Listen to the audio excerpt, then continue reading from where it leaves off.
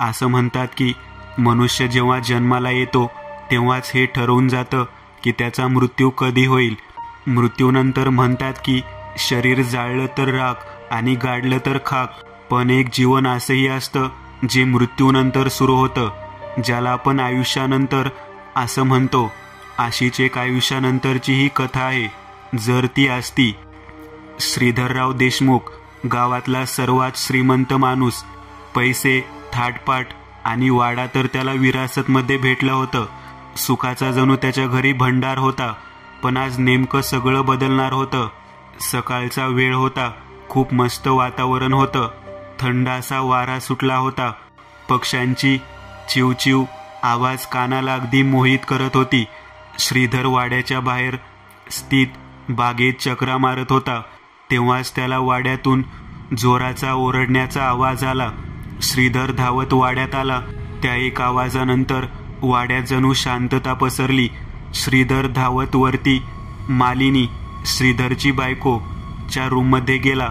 दार उघडताच त्याने पाहिलं की मालिनी खुर्चीवर बसलेली होती. तिच्या कानातून रक्त निघत होतं. जेव्हा श्रीधरने जवळ येऊन पाहिलं तर तिचे डोळे उघडेच होते. मालिनीचा जीव गेला होता. पण त्याहून विचित्र श्रीधरला हे वाटलं की त्याच्या 6 वर्षाचा मुलगा समर तिथं बसून श्रीधर समोर बघून हसत होता. श्रीधरने पटकन डॉक्टरला बोलावलं. समर रूमच्या बाहेर गणूकाका सोबत थांबला होता. काही क्षणानंतर श्रीधर बाहेर आला. त्यांनी समरला त्याच्या मिठीत घेतलं आणि रडायला लागला. मालिनीच्या मृत्यूनंतर श्रीधरचं मन आतून तुटलं होतं. अशा परिस्थितीमध्ये समरला सांभाळणं कठीण होतं. म्हणून त्याने समरला त्याच्या मावशीसोबत अमेरिकेला पाठवून दिलं. समरला अमेरिकेला पाठवण्याचा हा एकमात्र कारण नव्हतं. मालिनी गेल्यानंतर श्रीधरच्या मनात जणू काहीतरी अडकून राहिलं होतं. त्याला रात्रीला झोपच लागायची नाही. रात्रभर तो वाड्यात एकटाच फिरत असे. एक दिवस श्रीधर परत मालिनी ज्या रूममध्ये मेली होती त्या रूममध्ये गेला. तो मालिनीला आठवून रडत होता. पण तेव्हाच त्याला तिथे एक बाई दिसली. त्या बाईचा चेहरा जळालेला होता. अगदी भयानक दिसत होती ती. ती बाई एकटक श्रीधरला पाहत होती. श्रीधर तिला बघून खूप घाबरला. भीतीमुळे त्याच्या अंगाला शहारे फुटले. हातपाय गारटले त्याचे. काय झालं राव, ओळखलं नाही का? हा चेहरा तर तुमचीच देण आहे. मग आता घाबरताय का? श्रीधरच्या तोंडून एक शब्द फुटत नव्हता. श्रीधरने त्या बाईला ओळखलं पण तो काहीच बोलला नाही. काय झालं राव, बोला. अरे बोला की. ही भीती राहायला पाहिजे मरेपर्यंत. मी तुला मारणार नाही. तुला तुझे कर्म मारतील. तू जे केलं आहे ते न तू कोणाला सांगू शकशील ना सांगितल्याशिवाय सुखाने जगू शकशील. तुझी झोप मात्र माझ्या मुठीमध्ये आहे. ती बाई एवढं म्हणून गायब झाली. श्रीधरने त्या रूमला कायमस्वरूपी बंद करून टाकलं. त्या दिवसानंतर श्रीधर कधी झोपला नाही. त्याने डोळे मात्र बंद केले. पण डोळे बंद करताच त्याच्या नजरेसमोर ती बाई यायची आणि मालिनीचा तो चेहरा. आणि असंच बरंच काय. पण श्रीधरने कधी कोणाला काही सांगितलं नाही. वाड्याला जणू श्राप लागला. त्या दिवसानंतर वाड्यात एकही मंगल कार्य झालं नाही. गावात पण लोक श्रीधरबद्दल कायचं काय बोलत होते. पूर्ण गावात ही बातमी पसरली होती की वाड्यात सुवर्णाची आत्मा फिरते. गणूकाकाला यातलं थोडंफार माहीत होतं. पण नेमकं काय होतं ह्याच्या मागे ते फक्त श्रीधरला माहीत होतं. गावात कोणाची हिंमत नव्हती पलटून वाड्यासमोर बघायची. बघता बघता 20 वर्ष निघून गेली. आज समरचं पत्र आलं होतं अमेरिकेवरून. गणूकाकाने तो पत्र श्रीधररावला आणून दिलं. बाबा पहिले तर सॉरी, पण काय आहे की आधी सांगितलं असतं तर तुम्ही मला इथे येण्याची परवानगी दिली नसती, जसं तुम्ही नेहमी करता. बाबा आता तरी येऊ द्या मला. माझे लग्न झाले आहे आणि आता तर तुमच्या सुनेचा पण हट्ट आहे. तिला आपला वाडा बघायचा आहे. तर मुद्दा असा आहे की जोपर्यंत तुम्हाला पत्र भेटेल तोपर्यंत आम्ही मुंबईला पोचलो असणार. बाबा परत सॉरी आणि भेटूयात लवकरच. पत्र वाचताच श्रीधर जागेवरून उठला. काय करू मी या मुलाचं? गणू तू ऐक, समरला फोन कर. विचार त्याला तू कुठे आहे आणि त्याला सांग की परत जा. श्रीधर त्याचं बोलणं पूर्ण करेल याआधीच. बाबा बाबा आय एम हिअर. बाळा तू असं न सांगता. बाबा हो मला माहीत आहे की तुम्ही म्हटले होते मला की इथं. बाबा समरची काही चूक नाहीये, मीच हट्ट केला इथं यायला. स्वरा म्हणाली. बाळा पण तुम्हाला मी कसं समजवू आता. बाबा तुम्ही आजोबा होणार आहात. हे ऐकताच श्रीधर शांत झाला. त्याने फिरून प्रेमाने स्वराकडे बघितलं. हो बाबा, आणि माझी अशी इच्छा होती की माझं बाळ आपल्या ह्या वाड्यात जन्माला यावं. श्रीधर यापुढे काही बोलला नाही. गणू सून पहिल्यांदा आली आहे वाड्यात, स्वागत करा तिचं. स्वरा आणि समर श्रीधरचे पाया पडून आत आले. गणूने त्यांचं सामान खाली असलेल्या एका खोलीमध्ये ठेवलं. श्रीधर खुश तर होता, पण तितकंच त्याच्या मनाला भीती पण होती. ज्या रहस्यामुळे त्याने समरला वाड्यापासून 20 वर्ष लांब ठेवलं, आता तो वाड्यात आला होता. ह्या चिंतेमुळे श्रीधरचा जीव अर्धा झाला होता. रात्रीच्या जेवणानंतर स्वरा आणि समर दोघे बसले होते बेडरूममध्ये. इतका मोठा वाडा आहे, पण माहीत नाही का भीती वाटते. बाबा इथं इतक्या वर्षापासून कसे राहतात एकटे. स्वरा म्हणाली. बाबांची वाड्याला घेऊन खूप आठवणी आहेत. एक सांगू तुला, बाबा मला सोडू शकतात पण वाडा नाही. समर हसत हसत म्हणाला. समर पण बाबाला तुला वाड्यात यायला नाकारतात का नेहमी. Means 20 years it's being so long. Swara म्हणाली. 20 वर्ष आधी आईचा मृत्यू झाला वाड्यात. मला असं काही आठवत नाही, पण मावशीने सांगितलं होतं की तेव्हा मी खूप घाबरलो होतो. आई गेल्यानंतर खूप आजारी पडलो. बाबांना मला कसं सांभाळायचं तेच कळत नव्हतं, म्हणून मला मावशीकडे पाठवून दिलं. समर म्हणाला. बेबी मी आहे ना, उदास होऊ नकोस परत. म्हणत स्वराने समरला जवळ घेतलं. पण नेमकं बाबांनी काही वाडा सोडला नाही. मावशीने बाबांना खूप वेळा सांगितलं की सगळं विकून अमेरिकेत शिफ्ट व्हा, पण बाबांना वाडा विकणं हे कधी मान्य नव्हतं. समर पण आपण जेव्हा येत होतो ना, मी गावात लोकांना वाड्याबद्दल खूप काही बोलताना ऐकलं. जेव्हा आपण त्या हॉटेलच्या इथं थांबलो होतो चहा पिण्यासाठी, तेव्हा त्यांना जेव्हा कळलं ना की आपण वाड्यात येतोय, तर काय नाही ग, कसं आहे असेल कदाचित, मला पण कुठे माहीत आहे. म्हणजे इथं खरंच भूत आहे का. तसंही समर इथं किती शांतता आहे बघ ना. अरे येडू, काय आहे की गेल्या 20 वर्षापासून बाबा आणि गणू काकाच राहतात फक्त इथं. ना कोण येतो ना जातो, म्हणून खूप शांतता आहे इथं.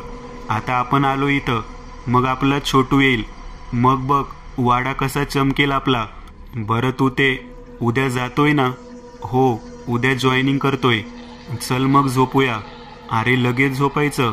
हो लगेच झोपायचं, मी खूप थकली आहे आज, काहीच नाही. अच्छा तर मग चल, थोडा अजून थकवतो तुला. समर नाही. रात्रीचे 1:30 वाजले होते. समर झोपला होता. वाड्यात एकूण शांतता होती. तेव्हाच टप टपच्या आवाजाने स्वराची झोप मोडली. स्वरा उठली आणि बाथरूममध्ये गेली. बाथरूमचा नळ अर्धा चालू होता, त्यातून थेंब थेंब पाणी पडत होतं. स्वराने नळ बंद केला आणि मागे फिरली, पण मागे फिरताच नळ आपोआप चालू झाला आणि जोरात पाणी वाहू लागलं. स्वरा घाबरली. तिच्या कपाळाला घाम फुटला, पण तरी हिम्मत करून तिने जाऊन परत नळ बंद केला आणि तिथंच थांबली. स्वरा शांत झाली. परत काहीच झालं नाही. स्वराने नळ चालू केला आणि तोंड धुतलं. तोंड धुवून स्वरा आरशात पाहत होती स्वतःला. तेव्हाच तिला आरशात एक छोटी मुलगी दिसली. स्वरा हे दृश्य बघून घाबरली. ती मुलगी स्वराला काहीतरी सांगत होती, पण स्वराला ती ऐकायला येत नव्हतं. त्या मुलीने स्वराला जवळ येण्याचा इशारा केला हाताने. स्वरा तिचा कान हळूच आरशाच्या जवळ घेऊन गेली. ती मुलगी स्वराच्या कानात हळूच बोलली. आई तू आई बनणार आहेस ना, पण बाळाला तर मी घेऊन जाणार, मग तुला आई कोण बोलणार. एवढं म्हणत ती मुलगी जोरजोरात हसायला लागली. स्वरा हे ऐकून घाबरली. ती मुलगी अजूनही तिथंच होती. स्वरा धावत रूममध्ये आली. तिने समरला उठवलं. भीतीमुळे स्वराच्या तोंडातून शब्दच निघत नव्हते. स्वरा काय झालं, शांत हो, घाबरलीस का. समरने स्वराला शांत केलं. काही क्षणानंतर स्वरा शांत झाली. तिने समरला सगळं सांगितलं. समर उठून पटकन बाथरूममध्ये गेला. स्वरा ये इथं बघ. अगं ये, घाबरू नकोस. बघ कोण नाहीये इथं. समर मी खरंच बोलते. या आरशात ती मुलगी होती. स्वरा तू ना खूप थकली आहेस. एकतर आधीच तुला इथं भीती वाटत होती म्हणून असं भास झाला असेल तुला. चल. समरने स्वराला उचलून घेतलं आणि बेडवर नेऊन झोपवलं. रात्र जशी तशी निघून गेली पण स्वराला मात्र झोप काही लागली नाही. सकाळ होताच समर ऑफिसला निघून गेला. आज त्याचा पहिला दिवस होता. स्वरा तयार होऊन बाहेर आली. गणू काका. स्वराने गणू काकांना हाक मारली. होय, बोला बोला सुनबाई. बाबा कुठे गेले? जवळच्या गावात नवीन मंदिर बांधलं आहे आणि तिथं भजन मंडळी बसली आहे. मालक तिथं गेले आहेत. उद्या रात्रीपर्यंत येऊन जातील. बरं चालेल. अच्छा काका, मला वाडा पूर्ण बघायचा होता. समर तर ऑफिसला निघून गेला सकाळी आणि बाबा पण नाहीयेत. मग तुम्ही जरा. हो चालतंय की सुनबाई. स्वरा गणू काकासोबत वाडा बघू लागली. वाड्यातली एक एक रूम, तिथं स्थित जनावरांचे मुकुटे, जुन्या काळातील बंदूक. स्वराने सर्व पाहिलं. स्वराला हे सगळं बघून खूप मस्त वाटत होतं. ती खूप खुश होती. बघता बघता स्वरा मालिनी ज्या रूममध्ये मेली होती त्या रूमजवळ आली. काका, इथं काय आहे? सुनबाई, या खोली जाण्याची परवानगी नाहीये. रावने ही खोली कायमची बंद केली आहे. त्यांना सोडून इथं कोण येत नाही. काका असं का? काही खास आहे का इथं? सुनबाई, काहीतरी 20 वर्ष आधी मोठी सुनबाई म्हणजे समररावची आईसाहेब यांचा या खोलीत मृत्यू झाला होता म्हणून रावने ही खोली बंद केली कायमस्वरूपी. अच्छा, सॉरी काका, मला माहीत नव्हतं. संध्याकाळ झाली. काहीतरी 8 वाजले होते. समरने आधी स्वराला फोन करून सांगितलं की त्याला यायला उशीर होईल. गणू काका स्वयंपाकघरात जेवण करत होते आणि स्वरा झोक्यावर बसून पुस्तक वाचत होती. अचानक तिच्या हातातलं पुस्तक खाली पडलं. स्वरा झोक्यावरून खाली उतरली आणि जशीच ती पुस्तक उचलायला गेली ती छोटी मुलगी ती पुस्तक उचलून पळून गेली. हे बघताच स्वरा जोरात ओरडली. काका. गणू काका धावत आले. काय झालं सुनबाई? काका, इथं एक छोटी मुलगी आली होती आता. ती माझी पुस्तक घेऊन पळून गेली. बाळा, पण पुस्तक तर खालीच पडली आहे. ते काय? तुझ्या पायाच्या इथं. स्वराने खाली बघितलं तर पुस्तक तिथंच होतं. तिने पुस्तक उचललं. बाळा तू बस, मी चहा करतो. चहा पिलास की बरं वाटेल. नको काका, चहा नको. मी जाऊन जरा झोपते. समर आला की उठवा मला. बरं ठीक आहे. स्वरा बेडरूम जवळ जात होती तेव्हाच तिला काकांनी हाक मारली. सुनबाई, काय झालं? हाक मारली होती तुम्ही?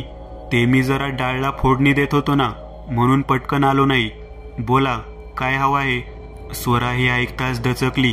काका, तुम्ही आत्ताच मला चहा विचारून गेले ना आत कुठे? मी तर आता बाहेर आलो. स्वराला काही समजत नव्हतं की नेमकं काय होत आहे.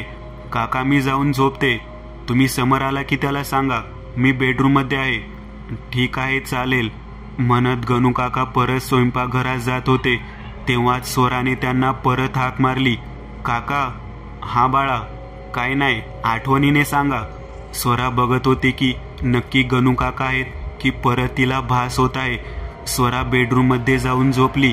स्वराला झोपेत असं वाटत होतं की जणू तिला कोणी बघत आहे. स्वराने पटकन डोळे उघडले पण समोर कोण नव्हतं. स्वरा तिच्यासोबत जे काही घडत होतं त्याचा विचार करत होती. तिला काहीच समजत नव्हतं. ती स्वतःसोबतच बोलत होती. काका आधी आले की नंतर? ती पुस्तक पडली, ती मुलगी, काहीच समजत नाहीये. समर, कधी येशील तू? 9 वाजत आले म्हणत जसं स्वराने दाराजवळ बघितलं तिला एक बाई दिसली. ही तीच बाई होती. ती बाई जळालेली होती. भयानक असं स्वरूप दिसत होतं तिचं. सुवर्णा. स्वरा तिला बघता जोरात ओरडली. अरे स्वरा, काय झालं? मी आहे. स्वराचा आवाज ऐकताच गणू काका पण धावत आले. बाळा, काय झालं? काही नाही काका, जरा ती मला बघून घाबरली. स्वरा शांत हो. समर, मला खूप भीती वाटते.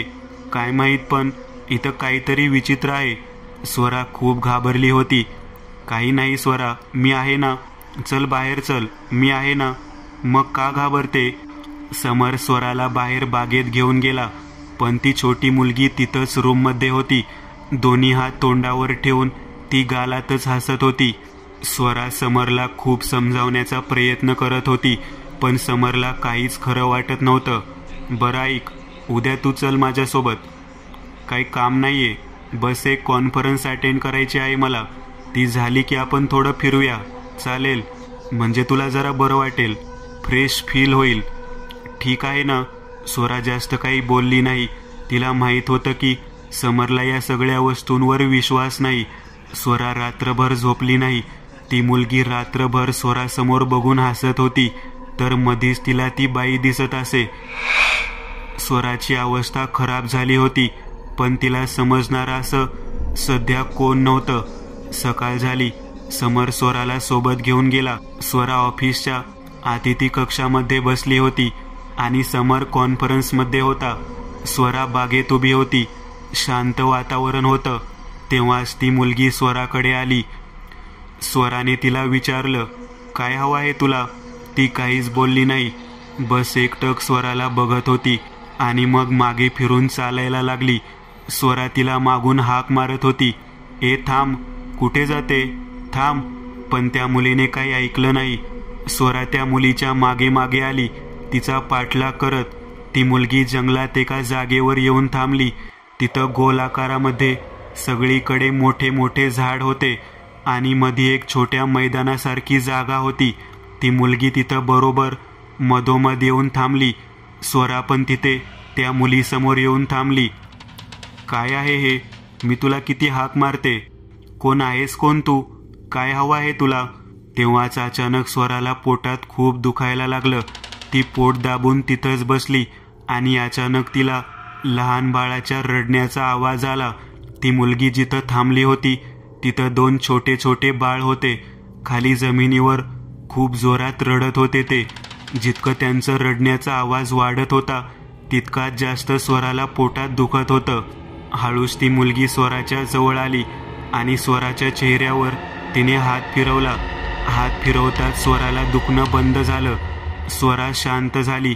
ती हळूच उभी राहिली आणि बघते तर काय, ती मुलगी अचानक तिच्या अंगावर धावत आली आणि स्वराचे डोळे उघडले. घामाघूम झाली होती स्वरा. नशीब स्वप्न होतं. स्वराने पाणी पिलं आणि शांत होऊन बसली. काही वेळानंतर समर आला. सॉरी, उशीर झाला, चल पटकन जाऊया. स्वरा काहीच बोलली नाही, बस एक सुरेख हसी देऊन ती उठली आणि दोघे पण तिथून निघाले. संध्याकाळ होणार होती. समर तिला डोंगरावर सूर्यास्त दाखवण्यासाठी घेऊन आला. स्वरा खूप खुश होती. अगदी मनमोहक नजारा होता.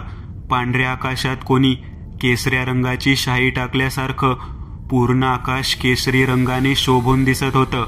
दोघे पण बसून सूर्यास्ताचा आनंद घेत होते. थोडा वेळ बसून ते लोक तिथून निघाले. येताना समरने बाजारात गाडी थांबवली आणि स्वरासाठी गजरा घेण्यासाठी उतरला. तू बस, मी येतो म्हणत समर गेला आणि गजरा घेऊन परत आला. काय झालं? काय बोलत होता तो गजरेवाला एवढा वेळ? काही नाही ग, तेच ह्या गावच्या लोकांना काही सुचत नाही, भूत वगैरे सोडून.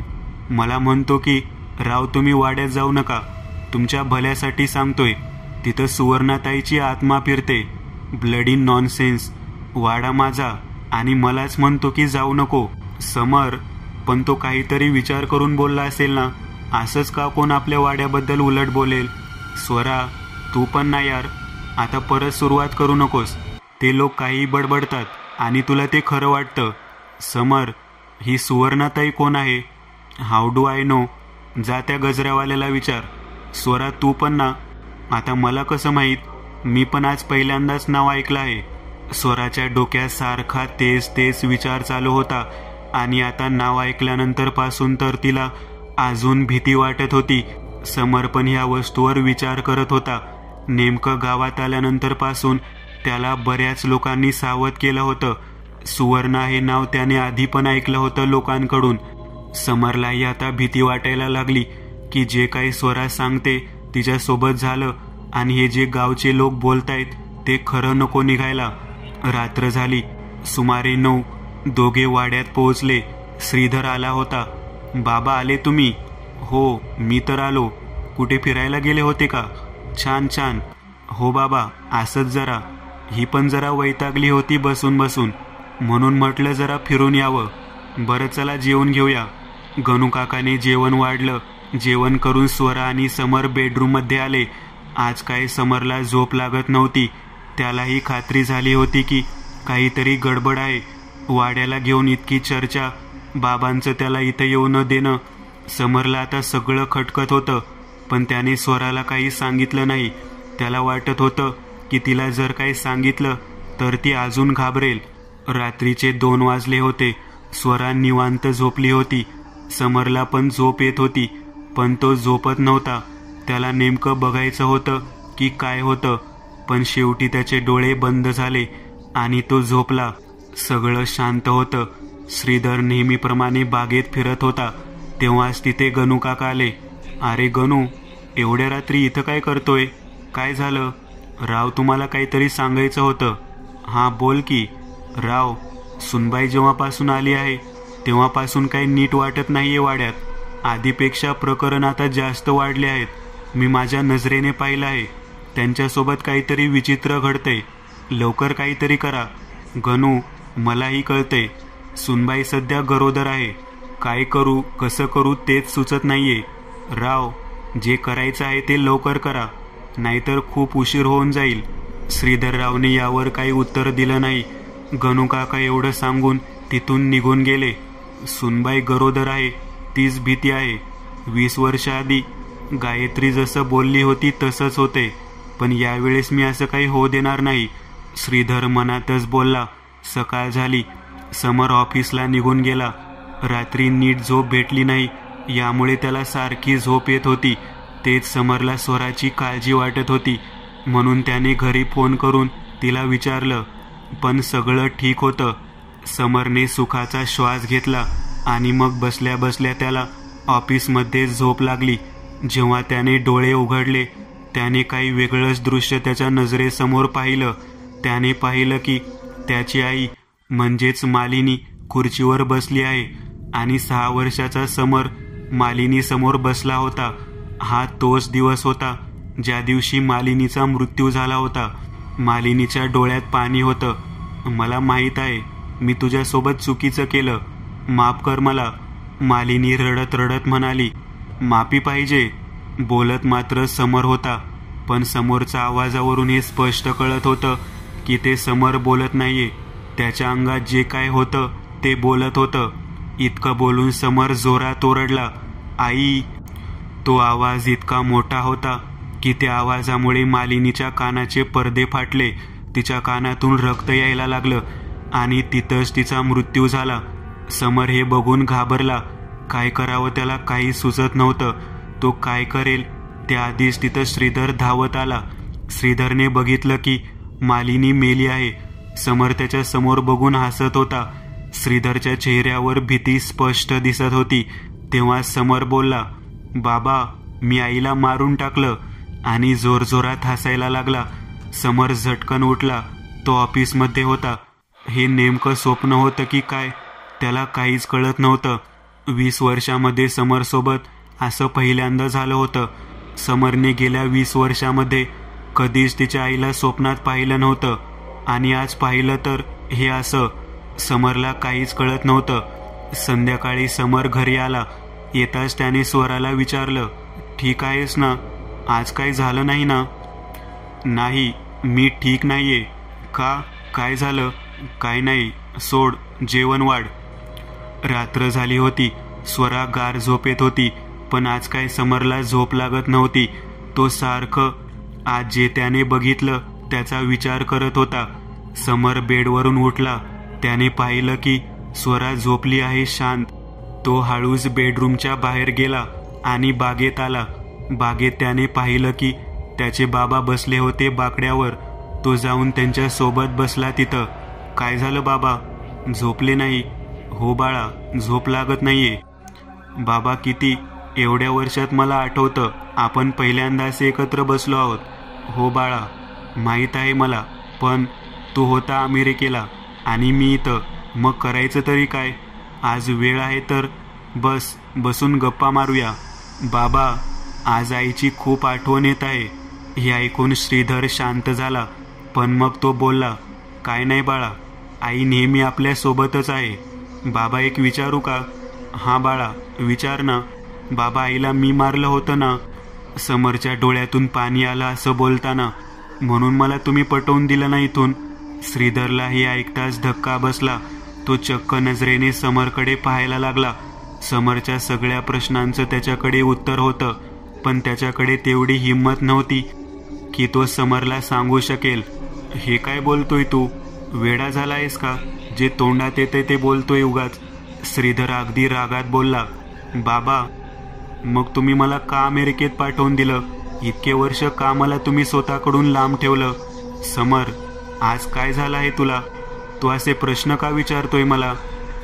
श्रीधर रागात तिथून उठून निघून गेला.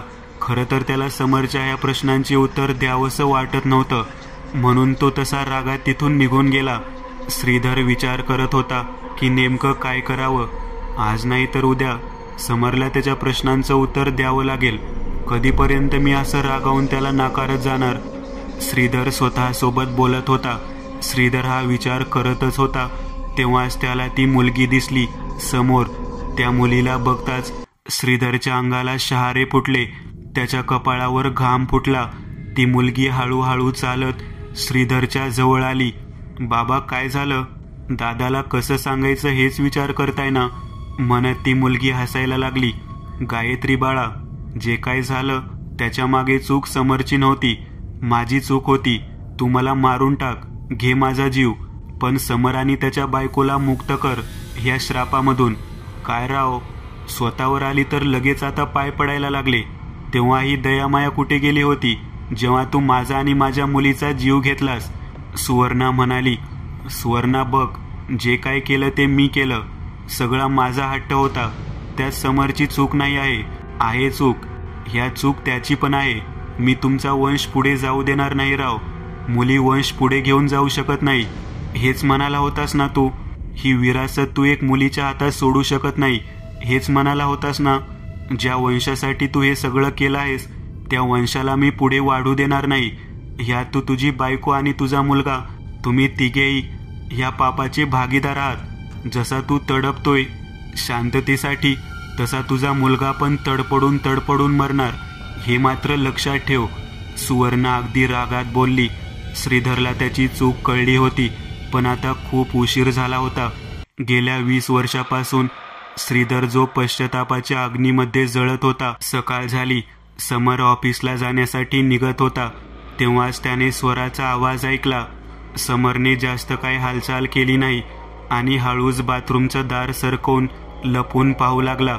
समरने पाहिलं की स्वरा एकटीच आरशात बघून बोलत होती. थोडी विचित्रच वागत होती ती. स्वरा, समर जोरात ओरडला. हां समर, बोल ना, काय झालं? कोणासोबत बोलते तू? काय, कुठे, का, काय झालं असं का विचारतोय? मी कुठे कोणासोबत बोलते? समरने जेव्हा स्वराकडे लक्ष देऊन बघितलं त्याला तिच्यात बदल जाणवला, पण तो काही बोलला नाही आणि दार लावून तो ऑफिससाठी निघून गेला. गाडी चालवताना सुद्धा समरच्या डोक्यात तेच सगळं फिरत होतं. तेव्हाच त्याला डॉक्टरबद्दल आठवलं. समरने गाडी फिरवली आणि तिथं डॉक्टरकडे गेला. डॉक्टर विनोद गोरे. विनोद श्रीधरचा लहानपणीचा मित्र होता. समर लगेच विनोदच्या घरी गेला. विनोद घराच्या बागेत बसला होता. समर तिथं गेला. काका, ओळखलं का? विनोदने समरला बघितलं, पण तो त्याला ओळखू शकला नाही. सॉरी, मी नाही ओळखलं. काका, मी समर देशमुख. देशमुख? अरे, श्रीधरचा मुलगा. यस, बरोबर. ये बस. उभा का आहेस? समर येऊन बसला विनोद सोबत. अरे, कधी आलास अमेरिकेवरून? ते सोड, आधी सांग कसा आहेस? काका, मी मस्त, एकदम मजेत. खूप वर्षानंतर आला ते ठीक आहे, पण श्रीधरने तुला परवानगी कशी दिली यायची? विनोद हसत हसत म्हणाला. समर पण हसायला लागला. मग त्याने हिम्मत करून डायरेक्ट विचारलं विनोदला. काका, थोडं महत्त्वाचं बोलायचं होतं. हां, बोल ना. काय बोलायचं आहे? काका, बाबा आणि तुम्ही लहानपणापासून एकत्र आहेत, खूप जिवलग मित्र म्हणून. काका, असं काही आहे का जे बाबा माझ्याकडून लपवत आहे? किंवा म्हणजे? हे ऐकताच विनोद समरकडे चक्क नजरेने पाहू लागला. मित्रांनो,